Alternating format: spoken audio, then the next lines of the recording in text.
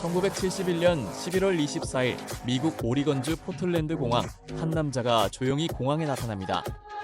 그는 검은 양복에 선글라스를 착용하고 있었고 평범한 회사원처럼 보였습니다. 남자의 이름은 댄 쿠퍼. 하지만 이 이름은 가명이었습니다. 그는 노스웨스트 항공 310편 티켓을 현금으로 구매했고 아무 의심도 받지 않은 채 비행기에 탑승합니다. 당시 비행기에는 승객과 승무원을 포함해 수십 명이 타고 있었죠. 비행기가 이륙한 뒤 남자는 한 승무원에게 조용히 쪽지를 건넵니다. 처음 승무원은 전화번호라고 생각했습니다. 하지만 남자는 낮은 목소리로 말합니다. 가방 안에 폭탄이 있습니다. 승무원이 가방을 확인하자 그 안에는 빨간 막대 여러 개와 전선이 들어있었습니다. 순간 기내 분위기는 완전히 얼어붙었습니다. 하지만 이상했던 건 남자의 태도였습니다. 그는 전혀 흥분하지 않았고 차분하게 위스키를 마시며 요구사항을 전달했습니다. 현금 20만 달러, 그리고 낙하산 4개 당시 돈으로도 엄청난 액수였습니다. 비행기는 즉시 시애틀 공항으로 향했고 FBI와 경찰은 공항 전체를 봉쇄합니다. 하지만 승객들은 아무 일도 모른 채 앉아 있었습니다. 남자는 승무원들에게도 매우 침착하게 행동했습니다. 심지어 예의 바르게 대화했다고 전해집니다. 몇 시간 뒤 비행기는 시애틀에 착륙합니다. 범인은 승객 전원을 먼저 내보냈고 돈과 낙하산을 전달받습니다. 그 후 그는 새로운 지시를 내립니다. 비행기를 다시 이륙시키라는 것이었습니다. 목적지는 멕시코시티. 하지만 남자는 특이한 조건까지 요구했습니다. 비행 고도는 낮게 유지할 것, 속도는 느리게 유지할 것, 그리고 착륙 장치를 일부 펼친 상태로 비행할 것. 조종사들은 이 조건이 낙하산 강화를 위한 것임을 직감했습니다. 그날 밤 비행기는 폭우와 강풍 속에서 다시 이륙합니다.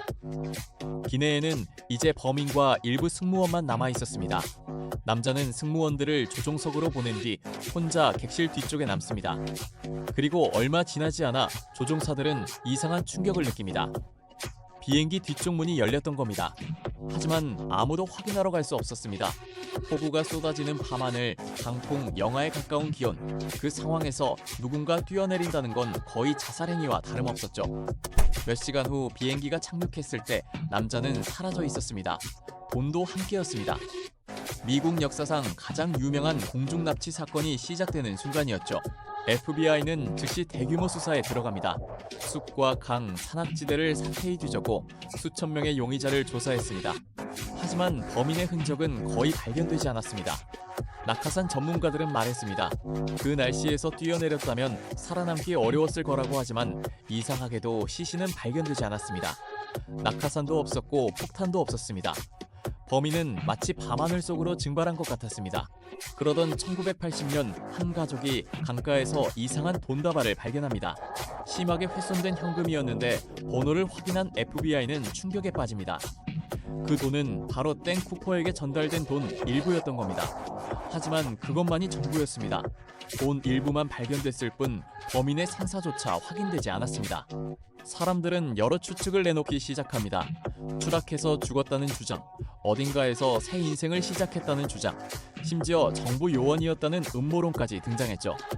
그리고 시간이 흐르며 사건은 점점 더 전설처럼 변해갔습니다.